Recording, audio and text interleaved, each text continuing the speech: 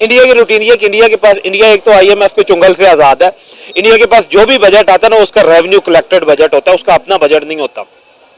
इस बजट की खासियत ये थी कि उसमें उन्होंने यूनियन बजट का भी नाम दिया है इसको।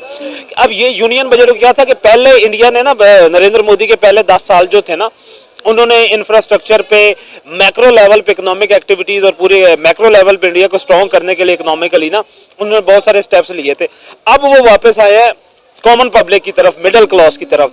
अब आप ये देखें कि उन्होंने जो सबसे बड़ा इकदाम ये उठाया कि उन्होंने कहा कि 12,75,000 इनकम वाले लोग जो हैं वो टैक्स फ्री हैं, यानी कि उनकी सालाना इनकम अगर 12,75,000 है तो उनको टैक्स एग्जाम्पशन है। उससे बाद अगर उनका टैक्स जो सैलरी रेट जो है वो रिवाइज होता है, इनकम रेट रिवाइज होता है, तो आगे उन्होंने 20 लाख तक कहा हुआ है कि उस पर हम लोग वो भी 3% टैक्स लेंगे। कह लें कि मिनी बजट इसे कहा जाता है, दूसरे कंट्रीज में, पाकिस्तान में भी मिनी बजट कहा जाता है या समटाइम इंटरम बजट का जो है उसका भी नाम जो है दिया जाता है। लेकिन उन्होंने क्योंकि एक रीशेप करने के लिए, एक थ्रिल पैदा करने के लिए बजट में उन्होंने इसको यूनियन बजट का नाम दिया है। अब ये होता क्या है, इस तरह का बजट जो इकोनॉमिकली बेटर हो जाती है, स्ट्रांग हो जाती है, उसके पास सरप्लस में बजट आ जाता है, फिर वो अपनी जो आवाम होती है ना उसको और ज्यादा नवाजने की कोशिश करती है। तो सबसे बड़ा को नवाजा जा रहा है। सबसे बड़ा जो मुद्दा होता है ना वो ये होता है कि जो टैक्स रेट होता है ना उसको कम किया जाता है कि जब आपके पास रेवेन्यू ज्यादा होता है, क्योंकि गवर्नमेंट का कलेक्शन क्या होता है, रेवेन्यू ही होते हैं जो आम आवाम से लिए जाते हैं। सेल टैक्स हो गया, इनकम टैक्स हो गया, विद होल्डिंग टैक्स हो गया,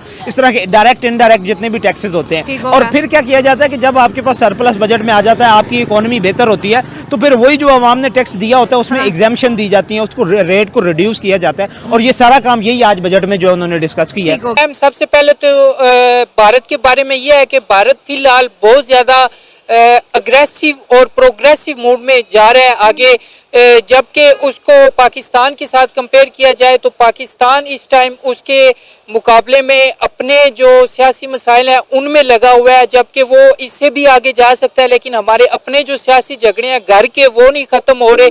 जबकि भारत को देखा जाए दूसरी तरफ, बेशक हमारा हमसाया मुल्क है, तो उन्होंने ये बहुत अच्छा स्टेप किया है, जो इतनी बड़ी अमाउंट का बजट उन्होंने अनाउंस किया अपनी पब्लिक के लिए। उसके साथ इंटरनेशनल कंट्रीज़ को उन्होंने बहुत ज़्यादा बेनिफिट्स दिए हैं। इसके साथ साथ उनका सबसे बड़ा जो स्टेप है कैंसर हॉस्पिटल्स और कैंसर की मेडिसिन, उन्होंने उस पे डिस्काउंट और काफ़ी जगहों पे फ्री कर दिए। नमस्कार दोस्तों, कैसे हैं आप लोग? आशा करता हूँ आप लोग स्वस्थ होंगे। हमारे चैनल में आपका स्वागत है। इसी तरह हमारे वीडियो को लाइक करिए, सब्सक्राइब करिए और बेल आइकन जरूर दबाइए, और हो सके तो उतना शेयर करिए। तो ज़्यादा समय ना लेते हुए चलिए वीडियो स्टार्ट करते हैं। Let's begin. अब पाकिस्तान में आप देखें कि 6 लाख तक सालाना इनकम आपकी एग्जाम्प्ट है।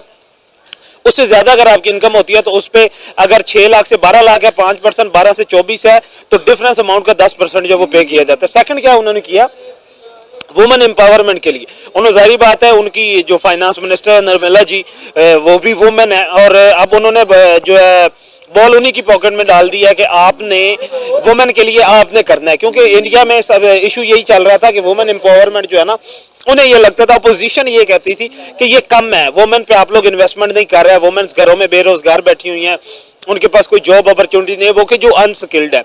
अब उन्होंने क्या किया कि उन्होंने 5 लाख वुमेन को जो लोन देना शुरू किया, 5 लाख का लोन जो है, और वो भी टोटल प्योर मेरिट बेसिस पे, जो भी उनके मेरिट की पॉलिसी होगी उस पर जो भी फुलफिल करेंगे पूरा उतरेंगी। और ये है कि न्यू बिजनेस अगर आप लोग स्टार्ट करते हैं, जो एग्जिस्टिंग बिजनेस चल रहा है उसमें तो उन्होंने 20 लाख से 50-60 लाख तक का दिया हुआ है। अगर अब ये है कि एक भी कोई इंडियन वुमेन जो है जिसकी एप्लीकेशन एक्सेप्ट होती है, अगर उसे 5 लाख रुपया जो घर बैठी हुई वुमेन उसे मिलता है, अब क्या होगा कि 5 लाख से एक अच्छा खासा बिजनेस जो वो एस्टेब्लिश किया जा सकता है छोटे लेवल पे, और वो बिजनेस जो होता है वो मंथली आपको 40 से 50 हजार रुपए की इनकम, रेवेन्यू नहीं, वो आपको इनकम दे सकता है, जिसको आप लोग जहां चाहे वहां पे स्पेंड कर सकते हैं। और ओवरऑल लिविंग स्टैंडर्ड जो होता है, आप ये कह लें कि जो वुमेन का डिप्रेशन था उससे वो निकलेंगी, खुद कफील जो है, जो उनकी डिपेंडेंसी थी अपने हस्बैंड पे या दूसरे फैमिली मेंबर पे, वो खत्म होगी और वो खुद डिपेंडेंट होगी। अब क्या होगा कि इसी डिपेंडेंसी से क्या होगा, ओवरऑल अब परचेजिंग पावर बढ़ेगी पूरी इंडियन इकोनॉमी की, परचेजिंग पावर बढ़ेगी, जो चीजें खरीदेंगे वही जिस मार्केट से, जिस इंडस्ट्री से आ रही है वहां पे उसकी डिमांड बढ़ेगी। अब उस डिमांड को फुलफिल करने के लिए वही इंडस्ट्रीज, वही फैक्ट्रीज जो है, वही सेक्टर न्यू हायरिंग करेंगे। अब वही न्यू हायरिंग जो है जब दोबारा आएगी उनको वो सैलरीज देंगे, उनका लेवल ऑफ इनकम जो इंक्रीज होगा। तो उन्होंने एक बेहतरीन सा सर्कल बना दिया जिसमें वेल्थ क्रिएशन जो डे बाय डे जो होती रहे। अच्छा, इस बजट की अगर हाइलाइट्स की बात करें तो कह रही है कि इंडिया का जो मिडिल क्लास है वो बहुत ज्यादा हैप्पी है। हर दफा जब बजट होता था तो इंडिया की मिडिल क्लास हमेशा नाखुश रहती थी कि मोदी सरकार जो है ये बजट बिजनेस क्लास के लिए बनाते हैं। अगर मोदी साहब के पिछले 2 टेन्योर की बात करें तो उन्होंने जी इंफ्रास्ट्रक्चर के ऊपर बहुत ज्यादा काम किया, इंडिया को रिफॉर्म करने पे बहुत काम किया। लेकिन ये जो यूनियन बजट है इसमें जी बात हो रही है मिडिल क्लास को जी टैक्स फ्री कर दिया। 12,75,000 इनकम वाला अब टैक्स नहीं देगा। मैं राणा साहब परेशान होगी, अगर ये इनकम पाकिस्तान में हो तो ये 38.5 लाख लगभग बनती है, और अगर कोई 38.5 लाख पाकिस्तान में कमाता है तो हमें 30% पे करना पड़ता है। ऐसे ही है, बिल्कुल ऐसे तो ये क्या, और मिडिल क्लास को एकदम से इतना अपलिफ्ट मोदी सरकार ने किया, इनक्रेडिबल। देखें, विजनरी लीडर जो होता है ना, जिस तरह इंफ्रास्ट्रक्चर किसी भी स्टेट में ना मैटर करता है। सबसे आपकी जो इकोनॉमिक बैकबोन होती है ना, रेवेन्यू जनरेशन का जो बेसिक एलिमेंट होता है वो आपका इंफ्रास्ट्रक्चर होता है। सही हो गया। अब मोदी गवर्नमेंट ने पहले आने के बाद, क्योंकि बदहाल इकोनॉमी मिली थी मोदी को, उन्होंने आने के बाद पहले क्या किया कि पहले इंफ्रास्ट्रक्चर को डेवलप किया है, अपना गवर्नमेंट का रेवेन्यू जो था उसको इंक्रीज किया। क्योंकि ये जो हमारे यहाँ IMF के लोन प्रोग्राम्स और इस तरह के चल रहे होते हैं डेवलपिंग कंट्रीज में, उससे छुटकारा हासिल किया।